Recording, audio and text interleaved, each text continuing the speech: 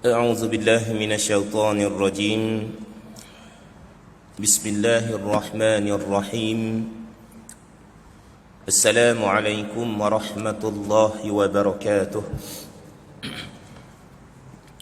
الحمد لله رب العالمين، والصلاة والسلام على أشرف الأنبياء والمرسلين وعلى آله وصحبه أجمعين.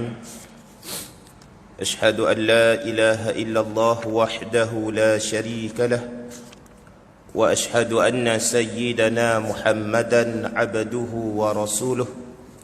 قالوا سبحانك لا علم لنا إلا ما علمتنا إنك أنت العليم الحكيم، ولا حول ولا قوة إلا بالله العلي العظيم. رب اشرح لي صدري ويسر لي أمري واحلل عقدة من لساني يفقه قولي. اللهم افتح علينا حكمتك وانشر علينا من خزائن رحمتك يا أرحم الراحمين. أما بعد. Alhamdulillah, muslimin, muslimat, hadirin, hadirat, para jemaah yang dirahmati dan dikasihi oleh Allah Subhanahu wa taala sekalian. Pertama-tamanya, terlebih dahulu marilah sama-sama kita rafa'kan puji dan syukur kehadrat Allah Subhanahu wa taala. Sekali lagi Allah memberikan kepada kita nikmat kesihatan, nikmat Islam, nikmat iman, yang sama-sama diberinya lagi peluang dan ruang yang untuk hadir berjemaah mendirikan salat fardu maghrib secara berjemaah. Dan juga sementara untuk kita menunggu masuknya waktu Isya ini, marilah sama-sama kita duduk, kita bersama-sama berada di dalam halaqah ilmu, ya, majlis ilmu. Mudah-mudahan Allah sentiasa memberikan payungan rahmat dan barakah dalam keseluruhan kehidupan kita, insya-Allah. Dan mudah-mudahan kita dipandu dengan ilmu untuk terus menjadi insan yang bertakwa dan beramal saleh dan membawa bekalan yang terbaik di sisi Allah Subhanahu wa taala kelak. Hadirin hadirat, muslimin muslimat, para jemaah yang dirahmati dan dikasihi oleh Allah Subhanahu wa taala. Seperti biasa pada malam ni kita sambung lagi kitab Adabul Mufrad karangan Imam Bukhari rahimahullahu taala. Kita berada pada kuliah yang lepas pada hadis yang ke-67, bab yang ke-33, muka surat 60, ya. Muka surat 60 dalam kitab kita, bab yang ke-67, bab yang ke-33, hadis yang ke-67. Kita tak sempat habis hari tu. Tak perasan waktu Isyak pun dah masuk. Hari ni pun saya alert sikit lah tengok 8.37 insya-Allah. Baik, kita pergi kepada hadis tu yang kita dah baca sedikit pada kuliah yang lepas, yang bermaksud daripada Abi Bakrah radhiyallahu an, beliau telah berkata, Rasulullah sallallahu alaihi wasallam telah bersabda, tiada daripada dosa yang lebih layak disegerakan Allah bagi pelakunya akan hukuman di dunia, beserta disimpan baginya hukuman di akhirat, daripada orang yang memutuskan hubungan keluarga dan yang melampaui batas. Baik, ibu-ibu, ayah-ayah, para jemaah yang dirahmati dan dikasihi oleh Allah Subhanahu wa taala. Maksud daripada hadis ini nak bagi tahu kepada kita bahawasanya orang yang buat dua dosa di akhir tu, qati'atir rahim wal baghi, kan? Dua benda tu, orang yang memutuskan silaturahim dan orang yang melakukan kezaliman. Kita dah bincang hari tu, baghi ni ada banyak pandangan lah. Yang dimaksudkan kibir, ya, bangga diri, bongkak sombong pun termasuk dalam baghi. Yang melakukan kezaliman pun termasuk dalam baghi.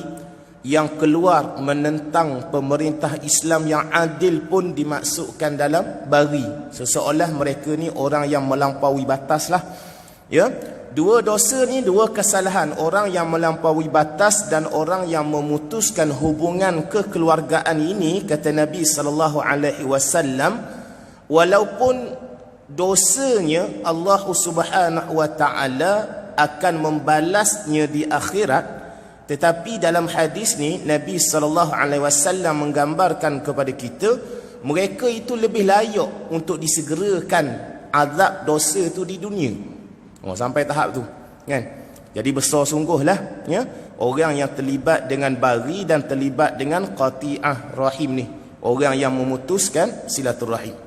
Baik, dan hadis ni juga nak maklum kepada kita dosa tu ada beberapa level. Kita dah bincang gitu kan. Ada dosa besar, ada dosa kecil. Ya, dosa besar seperti syirik, melakukan pembunuhan dengan sengaja dan sebagainya, dosa besar. Dan dosa besar hendaklah bertaubat dengan taubatan nasuha. Kan? Syarat-syarat taubat nasuha tu ada 3, berazam, tak nak menyesal dan tak akan mengulangi lagi perbuatan tu. Dan level yang seterusnya, dosa juga terbahagi kepada dosa yang kecil. Mana ada dosa besar, ada dosa kecil. Dan dosa kecil ni, nak dihapuskan dosa kecil adalah dengan antaranya juga boleh kita melakukan amal-amal soleh, kan? Innal hasanat yuzhibna sayyiat. Sesungguhnya kebaikan-kebaikan yang kita buat, hasanat-hasanat yang kita buat akan melalukan, mempergikan kesilapan-kesilapan, dosa-dosa yang kecil yang pernah kita buat sebelum ni. Jadi dosa-dosa kecil itu boleh terhapus juga dengan amal-amal soleh yang kita buat. Baik, tu level dosa. Kemudian Nabi nak cerita juga kepada kita bahawasanya azab yang Allah kenakan kepada manusia ni terbahagi kepada 3.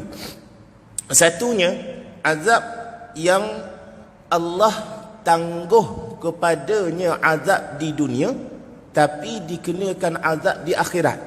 Kan? Dia buat jahat ataupun dia buat suatu benda yang melampaui batas, kezaliman dan sebagainya, tapi kita tengok dia ni macam happy je, bahagia je, kekayaan bertambah-tambah, kan? Ya. Jadi jangan kita ingat, oh dia ni Allah sayang dekat dia ni, kan? Dalam surah Kahfi tu ada kisah seorang lelaki yang memiliki kebun, yang memiliki harta yang banyak. Dia bongkak, dia sombong diri, lalu dia kata, ke atas dunia pun Allah dah bagi aku macam-macam, di hari akhirat nanti mesti aku akan dapat lebih lagi. Kan? Sampai lupa diri sangat. Allah cerita tu. Dan inilah satu dosa yang dinamakan lafaz istidraj. Kan? Allah biar je manusia itu berlalu dengan kemewahan-kemewahan kerana Allah tangguh. Azab kepada dia tu Allah tangguh. Allah akan kurniakan, berikan azab dia tu di hari akhirat Allah Subhanahu wa taala. Itu satu, azab ditangguh di hari akhirat. Macam kisah kita tengok di Palestin lah, kan. Orang Yahudi walaupun buat macam-macam, tak kena apa lagi, jangan risau, kan. Adanya azab itu Allah akan tangguh, dikenakan di hari akhirat. Itu satu. Yang kedua, azab kepada pelaku dosa Allah juga akan balas secara terus ke atas dunia. Ya, Allah beri terus balasan ke atas dunia. Dan bila mana dia kena balasan ke atas dunia, dia sedar, dia bertaubat, dia beristighfar kepada Allah Subhanahu wa taala, dan akhirnya dosa itu dipadam. Di hari akhirat dia bersih. Ya, itu juga ada keadaan manusia diberikan terus azab di atas dunia Allah Subhanahu wa taala, balasan di atas dunia. Dan kalau balasan tu kita masih hidup, memberi kesedaran kepada kita, kan, bertaubat bersungguh-sungguh kepada Allah, mudah-mudahan Allah ampunkan dosa kita, dan mudah-mudahan kita di hari akhirat kita termasuk dalam orang yang bersih. Ya. Dan yang ketiga yang dimaksudkan juga di sini ialah dosa yang diberikan azab di dunia dan di akhirat. Jadi ciri ketiga ni azab Allah beri dua-dua. Jadi termasuk dalam bab yang kita bincang pada malam ni, orang yang memutuskan silaturahim dan orang yang melampaui batas, mereka ini termasuk dalam orang yang dikenakan azab di dunia dan di akhirat Allah Subhanahu wa taala. Kalau dia tak bertaubat, dia tetap juga dengan perangai dia macam tu, kan, suka sangat bergaduh, memutuskan hubungan kekeluargaan dan sebagainya, dia tetap juga dikenakan azab di hari akhirat Allah Subhanahu wa taala. Baik, selesai ya, hadis 67. Baik, kita pergi kepada bab yang seterusnya, bab 34. Bab laisal wasil bil mukafi. Ni pun cantik juga ya, hadis yang Imam Bukhari bawa ni. Baik, bab pada menyatakan bukanlah maksud orang yang menyambung hubungan itu orang yang membalas dengan yang semisal. Tuan-tuan, ibu ayah para jemaah yang dirahmati dan dikasihi oleh Allah Subhanahu wa taala. Pernah tak dalam kehidupan kita, kadang-kadang bila kita buat perkara baik kepada seseorang dan tiba-tiba orang tu balas dengan benda yang teruk kepada kita. Kita buat baik lagi, dia balas dengan jahat lagi kat kita. Sampai kan rasa dalam hati kita ni rasa putus asa dah, kan? Rasa ya Allah, aku ni tak pernah membuat jahat dekat dia, tapi tak pernah pun dia balas baik dengan aku. Baik, berkaitan dengan kisah itu, kita tengok pada hadis 68 ni yang dinyatakan oleh Nabi sallallahu alaihi wasallam, nasihat kepada kita ya, hadis marfu'. Haddatsana Muhammad ibn Katsir qala akhbarana Sufyan 'anil A'mash wal Hasan ibn Amr wa Fitr an Mujahid an Abdullah ibn Amr qala Sufyan lam yarfa'ul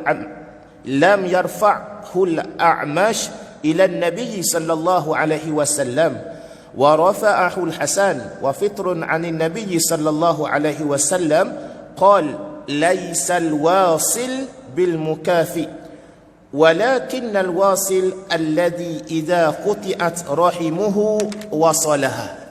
Baik, apa maksud hadis ni? Hadis yang ke-68.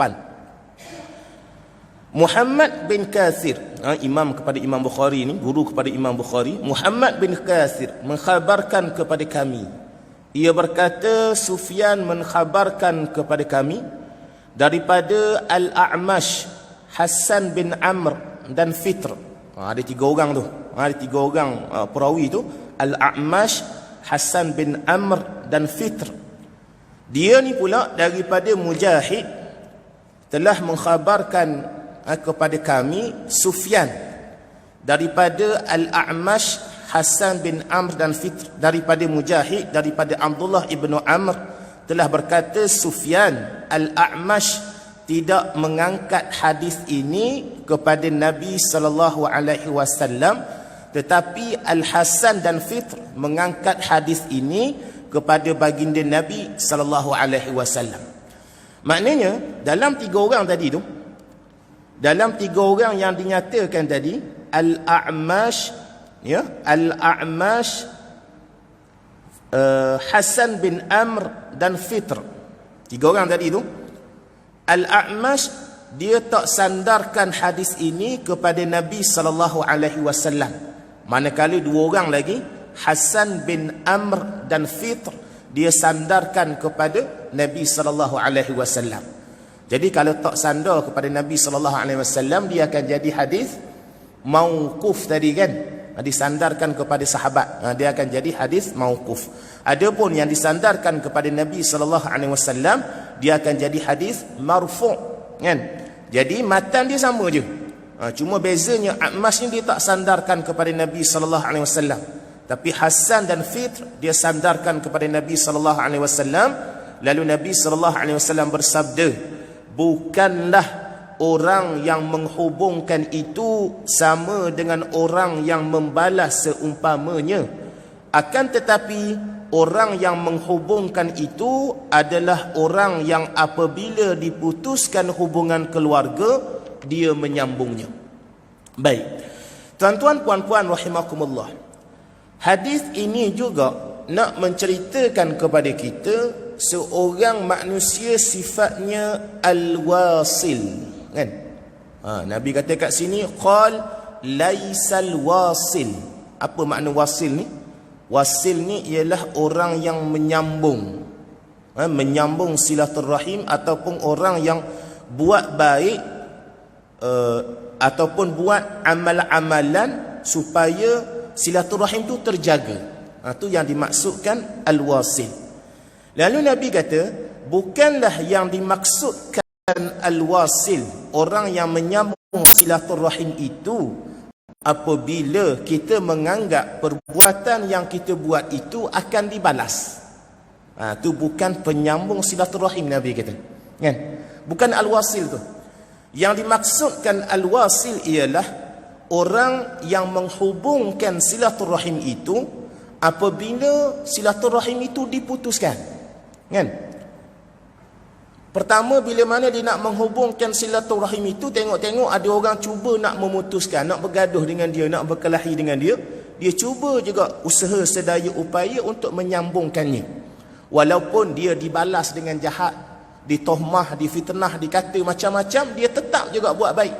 Inilah yang dimaksudkan al-wasil. Ya? Orang yang menyambung silaturahim. Baik.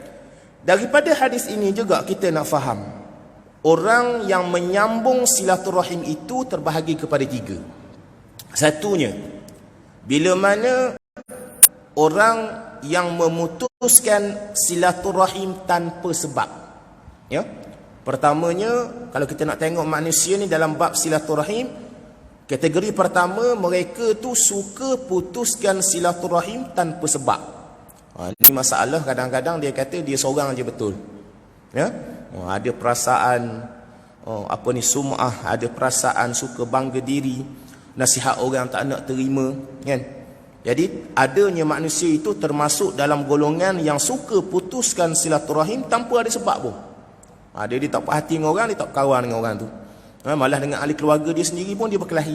Ya? Putuskan silaturahim tanpa sebab. Yang kedua, kategori manusia yang putuskan silaturahim kerana orang yang putuskan silaturahim dengan dia. Ada juga jenis manusia ni, dia akan memutuskan silaturahim bila orang mulakan dulu, bukan dia mula. Kan? Orang start dulu. Orang start bergaduh dengan dia, orang start pulau dia, orang start buat tak betul dekat dia, ahli keluarga dia, pulau dia tak bertegur dengan dia, kan? Maka dia pun putuskan silaturahim. Dia putus asa dah, tak nak buat dah. Ya? Dia tidak menyambung silaturahim. Dan yang ketiga, yang dimasukkan dalam hadis ni, Nabi nak cerita dekat kita, yang dimasukkan al-wasil ialah orang yang cuba sambung silaturahim itu walaupun orang tu nak putuskan silaturahim dengan dia. Kan? Buatlah macam mana kat dia pun, dia tetap buat baik. Sebab itulah juga kalau kita tengok dalam satu perkataan, Nabi pernah bagi nasihat, kan? Nabi kata, wajma'il ayas mimma fi aidin nas. Kalaulah kita buat baik tu, orang buat jahat dekat kita. Kita buat baik, orang buat jahat. Kita buat baik, orang buat jahat. Lalu Nabi kata apa? Kumpulkan segala kejahatan yang manusia tohmah dekat kita tu, letakkan pada tangan-tangan manusia. Maknanya abaikanlah, biarkan. Kalau kita ingat dulu, tuan-tuan boleh rujuk balik hadis nombor 52 pada muka surat 50. Boleh tengok balik dekat belakang tu, hadis Abu Hurairah radhiyallahu an. Nabi SAW kata apa? Ada seorang pemuda mengadu kepada Rasulullah. Dia kata dia balik, dia buat baik dekat keluarga, tapi keluarga dia tetap pandang remeh dekat dia, cela dia.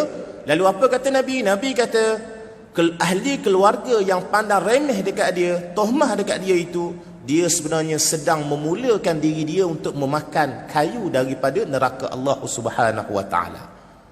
Jadi abaikan.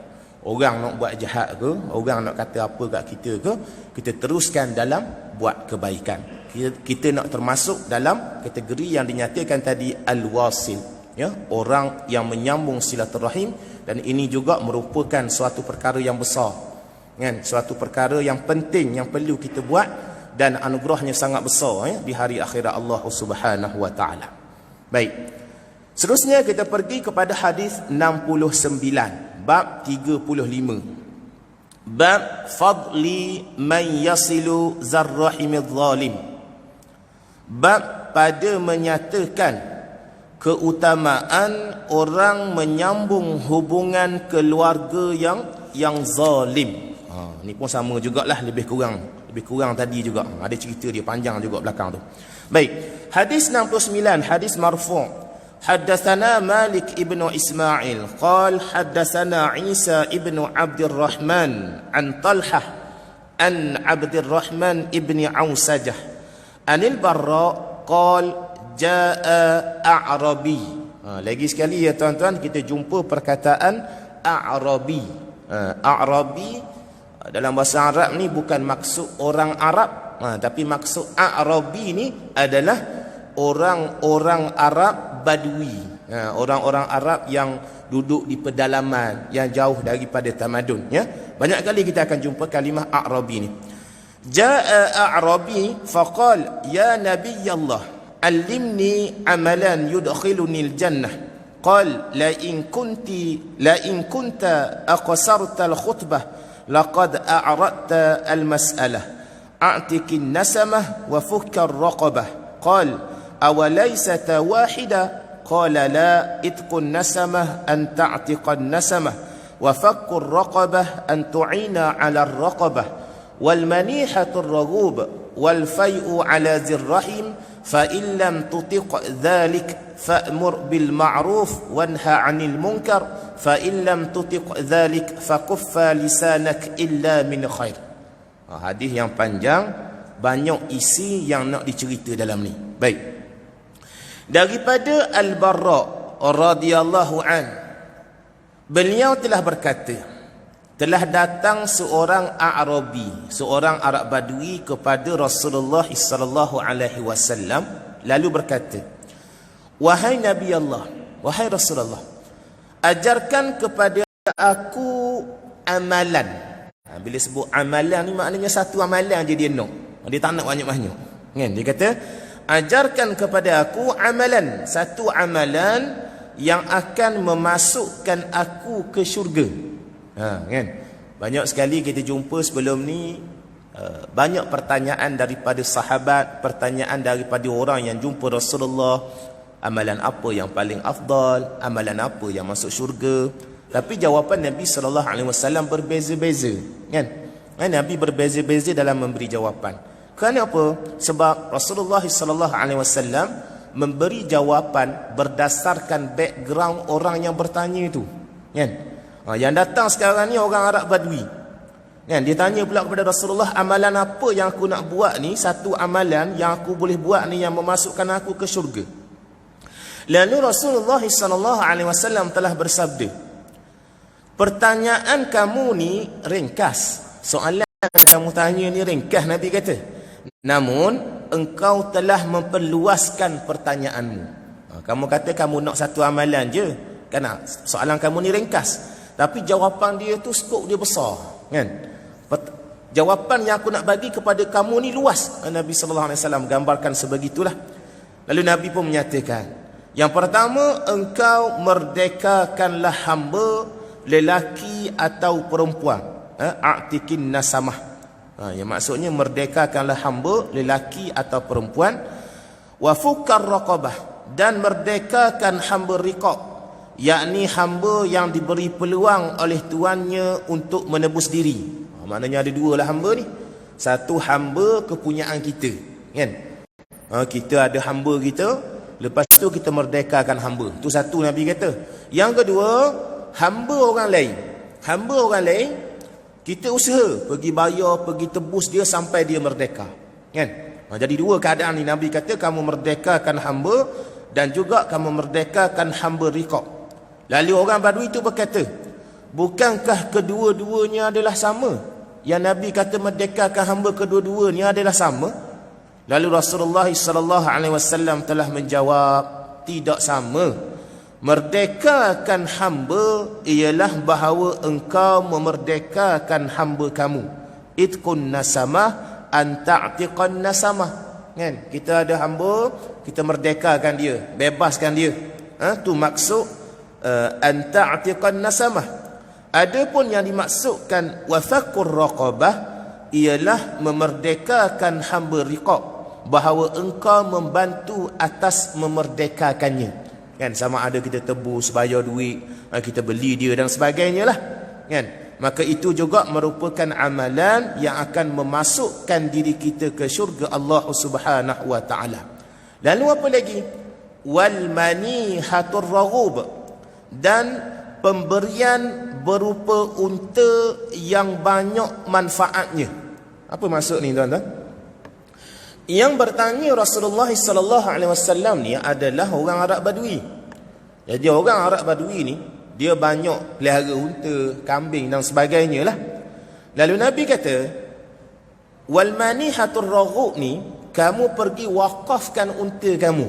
Unta betina kamu yang banyak susu ni kamu letak kat padang pasir, kamu bagi tahu dekat orang, siapa-siapa datang boleh ambil, boleh perah susu, boleh ambil je.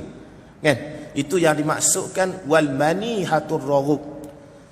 Seterusnya, wal fai'u ala zirrahim, serta memulihkan kembali hubungan keluarga. Jadi Arab Badui itu tanya satu amalan je, Nabi cerita 4 benda.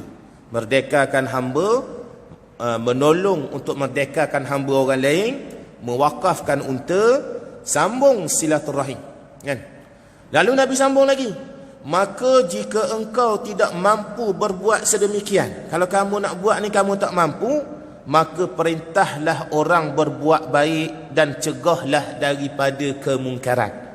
Jadi maknanya kan, kalau tak mampu nak merdekakan hamba pun tak mampu, nak merdekakan hamba orang lain pun tak mampu, nak wakafkan unta pun tak ada, kan? Nak hubungkan silaturahim pun kawan-kawan kita bagus-bagus belaka dah. Lalu Nabi kata, perintahlah orang buat baik, cegahlah daripada kemungkaran. Amar ma'ruf, nahi mungkar. Dan sekiranya kalau kamu tak mampu juga nak buat sedemikian, maka yang terakhir kata Nabi, fakuffa lisanak, jagalah lidahmu daripada berbicara melainkan perkara yang baik. Kan? Tengok turutan daripada satu. Seolah-olah Nabi nak gambarkan kepada kita ni orang yang ada manfaat harta. Kan? Merdekakan hamba kena guna harta. Mewakafkan unta tadi pun kena gunakan harta. Kan? Bila mana kita menggunakan harta, manfaatkan harta di jalan Allah Subhanahu wa taala, maka itu termasuk dalam amalan yang dimaksudkan oleh Rasulullah akan dimasukkan ke dalam syurga. Diberikan perhatian tentang manfaatkan harta kita itu. Bagi orang yang tak ada harta, amar ma'ruf nahi munkar. Tak mampu juga, jaga lisan. Kan? Termasuk jaga lisan ni, kalau hari ni termasuk jugalah dalam bab duk main media sosial ni. Ya, media sosial ni sekarang ni lisan bukan saja ikut mulut dah. Media sosial pun termasuk dalam bab, tapi bukan lisan dah lah, jadi tangan dah kan. Tangan kita cepat sangat nak forward, nak type, nak kutuk kan. Orang kata apa, keyboard warrior dan sebagainya. Jadi kena hati-hati, termasuk juga dalam bab yang dinyatakan oleh baginda Nabi sallallahu alaihi wasallam. Baik. Kita ambil satu lagi insya-Allah, hadis yang ke-70. Bab 36. Bab man wasala rahimah fil jahiliyah thumma aslam. Ni ada hukum sedikitlah di sini. Baik. Bab pada menyatakan orang yang menyambung hubungan keluarga pada zaman jahiliyah kemudian ia memeluk Islam. Kan? Bagaimana seseorang yang dulunya dia tidak Islam, masa zaman jahiliyah tu dia tidak Islam, tetapi sewaktu dia tidak Islam tu dia banyak buat baik tuan-tuan. Dia bantu orang, dia tolong orang, kan? Dia belanja orang, dia manfaatkan hartanya dengan sebaik mungkin. Kemudian dia memeluk Islam. Apabila dia memeluk Islam, adakah amalan baik yang dia buat sebelum Islam dulu tu diterima oleh Allah Subhanahu wa taala, diberikan pahala ataupun tidak? Baik. Sama-sama kita tengok hadis yang ke-70. Hadis marfu'.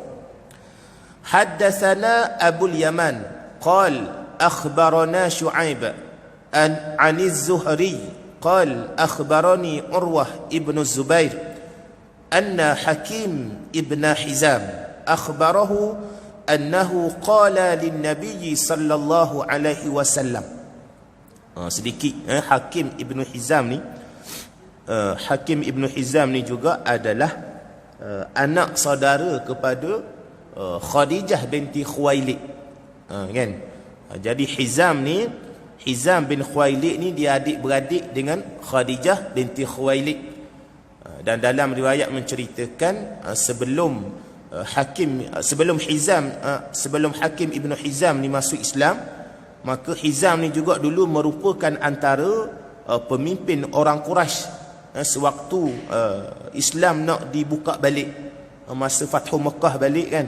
Antaranya juga inilah pemimpin yang melawan Islam ketika itu kan. Ini sedikitlah nak menceritakan tentang Hakim Ibn Hizam. Baik. Annahu qala lin Nabi sallallahu alaihi wasallam ara'aita umura kuntu atahannathu biha fil jahiliyah min silah wa ataqah wa sadaqah fahal li fiha ajrun. Qala Hakim qala Rasulullah sallallahu alaihi wasallam aslamta ala ma salafa min khair. Daripada Urwah bin Zubair bahawa Hakim Ibn Hizam mengkhabarkan kepadanya bahawasanya dia berkata kepada Nabi sallallahu alaihi wasallam, apakah pandanganmu ya Rasulullah, perbuatan baik yang aku lakukan pada masa jahiliyah dulu, seperti hubungan keluarga, aku pernah merdekakan hamba, aku pernah bersedekah, apakah aku mendapat ganjaran pahala itu? Lalu Hakim telah berkata, telah bersabda Nabi sallallahu alaihi wasallam, engkau telah memeluk Islam dengan mendapat segala kebaikan yang engkau lakukan pada masa lalu. Allahu akbar kan. Sebab itulah orang yang masuk Islam ni dia suci kan. Dia diibaratkan bersih. Dia tak ada kesilapan, dia tak ada dosa. Dia dapat dua benda. Dia masuk Islam, amalan baik Allah beri kurnia kepada dia. Amalan buruk kosong, tak ada apa dah. Sebab dia masuk Islam, dia baru masuk Islam.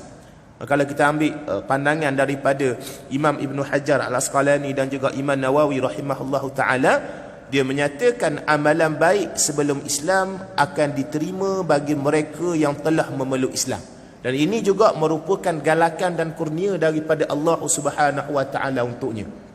Sebab tu juga kalau kita tengok antara orang yang boleh menerima zakat ialah daripada kalangan muallaf kan.